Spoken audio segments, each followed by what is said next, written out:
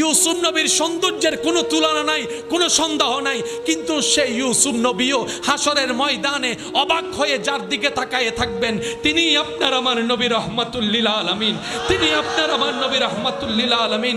আল্লাহ ভালোবেসে কাউকে সফিউল্লাহ বলেছেন, কাউকে কলিমুল্লাহ বানিয়েছেন, কাউকে রুহুল্লাহ বানিয়েছেন, কাউকে খলিলুল্লাহ বানিয়েছেন, কাউকে জবিহুল্লাহ বানিয়েছেন, কিন্তু আপনার আমার নবীকে রব্বুল আলামিন নিজেই হাবিবুল্লাহ বানিয়েছেন, হাবিবুল্লাহ বানিয়েছেন।